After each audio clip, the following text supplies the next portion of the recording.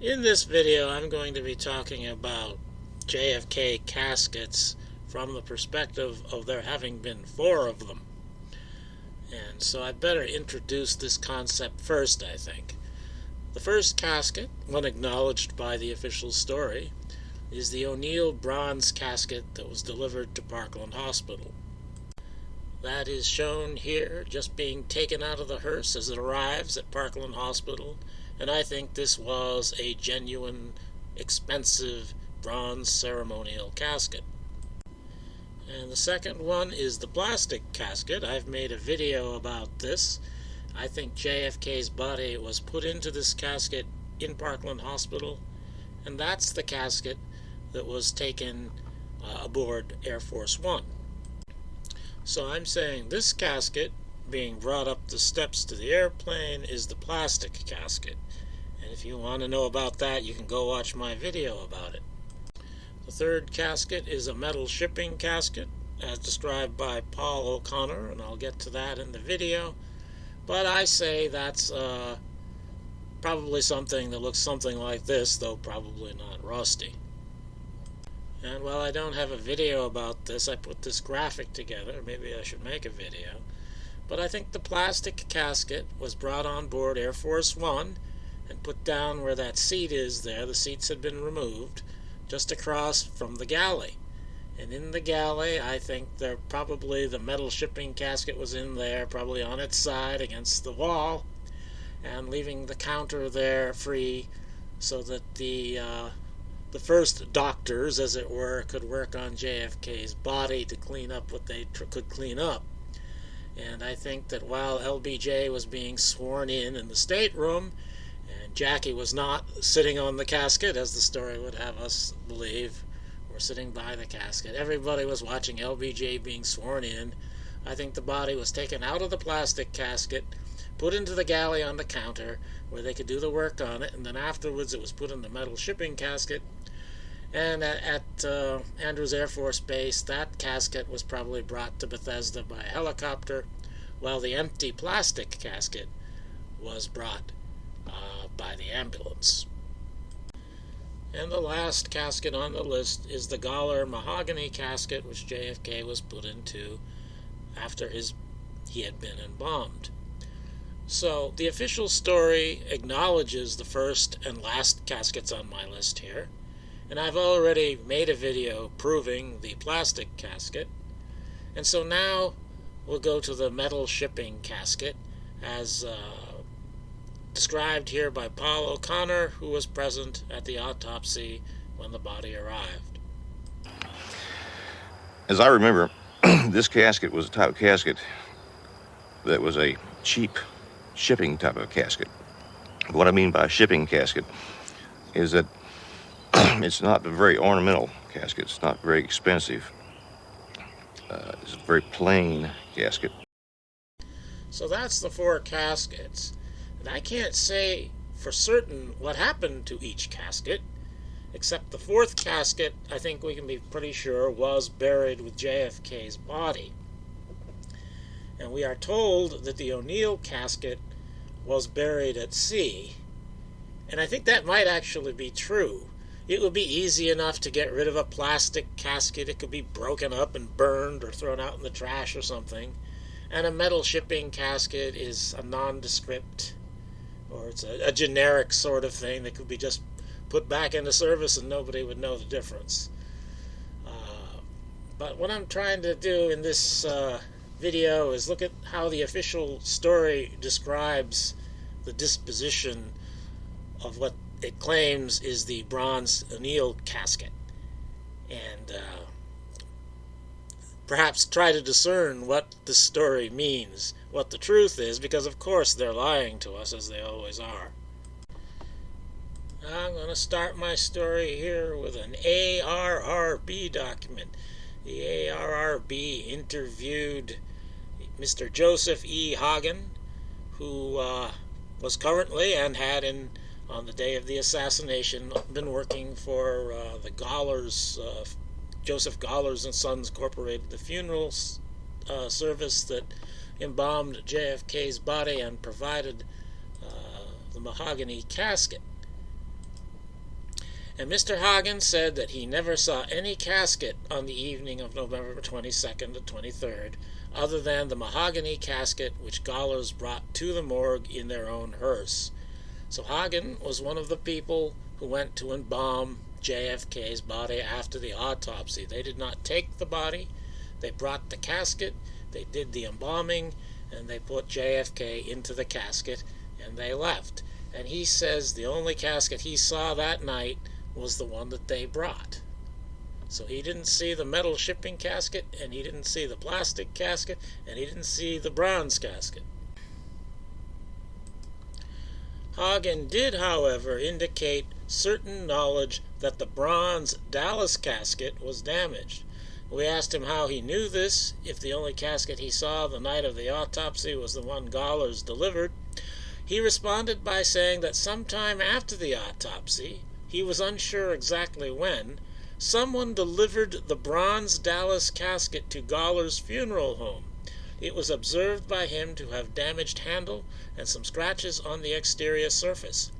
He was told GSA would pick it up later, and in fact said that GSA had done just that during the spring of 1964, taking it away in a government truck.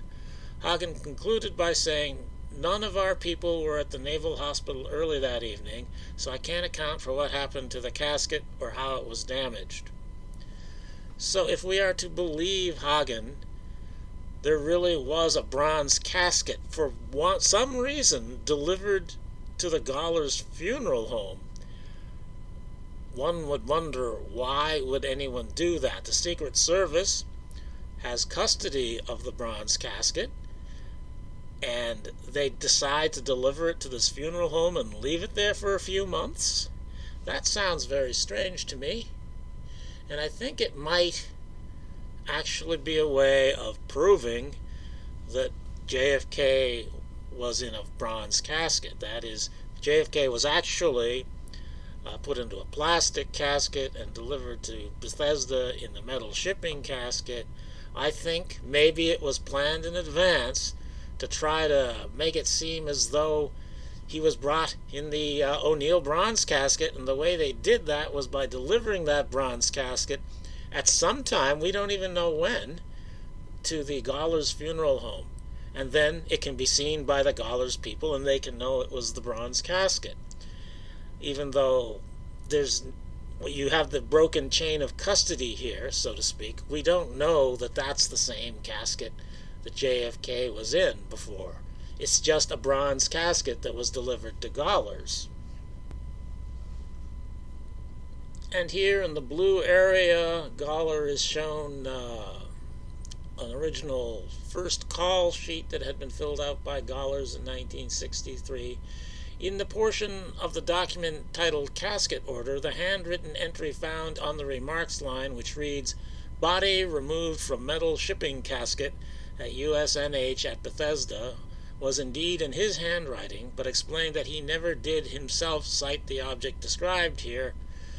He said he wrote this down simply because he was told the president's body had arrived in a metal casket and did not know at the time that it was a bronze ceremonial casket, so simply described it as a shipping casket without having seen it because he was told it was metal, if you want to believe that. And then in red, it says, in the coffin, they found a coffin card made out by the Texas Coffin Company, and this would tie it to the O'Neill casket. So it looks like, at least the evidence is indicating, that the bronze casket from O'Neill's really was in the gaoler funeral home. And here it also says that it was picked up on March 19th by the GSA. And there is a gaoler's receipt dated March 19th, 1964. The bronze casket in which President Kennedy was transported from Dallas was picked up this date at 2:30 p.m. by Mr. Louis M. Robeson, Chief Security Agent of the National Archives. So about 4 months after the assassination, the GSA picks up the bronze casket at gaoler's funeral home, even though there's no reason to think it should ever have been there in the first place. And in here it says, Hagan said that the Gala's hearse, with the mahogany casket inside, arrived at the loading dock behind the morgue, this is at Bethesda, and was directed to park there by Secret Service personnel. He said Roy Kellerman was present that night at the autopsy, and that Kellerman controlled the entrance of personnel into the morgue during the autopsy. He explained that he knew Roy Kellerman from previous professional association, without providing the details.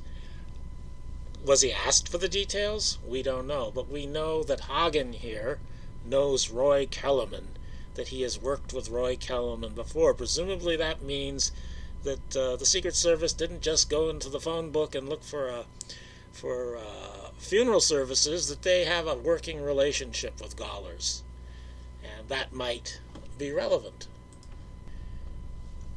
And here we have a September 13th, 1965 letter from Earl Cabell, now a member of Congress, but on the day of the assassination, of course, he was the mayor of Dallas, and the brother of the CIA general who was fired by JFK over the Bay of Pigs invasion. Here, in this letter to the Attorney General Katzenbach, he's saying, it's about time we get rid of this casket, don't you think? Else the morbidly curious might have a peek at it. And this February 3rd, 1966, not attributed document, not signed document, must come from Lawson B. Knott, Administrator GSA, because it's a conversation between him and RFK. This document has RFK on board for getting rid of the casket. And it should be noted that Lawson B. Knott had been appointed December 1st, 1964 by Lyndon Johnson. And this February 17th, 1966 document describes what was done to the casket just before it was handed over to the military for disposal. I'm not going to read all that here, but I'll show it in case you want to stop the video and read it. And I'll just note here that this document, actually a February 21st, 1966 document, was signed by Louis B. Robeson. If you think that name sounds familiar, you're right. This happens to be precisely the same individual who picked up the coffin at Gallers about 2 years earlier, as you can see in the Gallers receipt. So this is being kept very close. I think it's very strange that the individual who picked up the casket is the same individual 2 years later who's handling the disposition of it. They're keeping it very close. So I think the evidence shows that the Secret Service in this case, and the GSA and Gallers, are all being very careful about the casket. And yet, being careful and leaving it for several months at the funeral home seems a little weird to me. And that's why I think that perhaps it was left at the funeral home just to prove, in quotation marks, that this was the casket that JFK had been in when he hadn't been in that one. And that would explain why they would leave it sitting somewhere for a few months, so people could get a look at it and you could have witnesses who would say that it was a bronze casket, when JFK had been put in a plastic casket and delivered to Bethesda in the metal shipping casket. Now, what was disposed of, I don't know. Maybe it was the bronze O'Neill casket that was disposed of in the end, and the others could have been gotten rid of easily, the plastic and the metal shipping casket, as I said earlier. And of course, JFK was buried with the mahogany casket. But, I can't say with complete confidence which casket was dumped at sea. And I guess that's all I can say.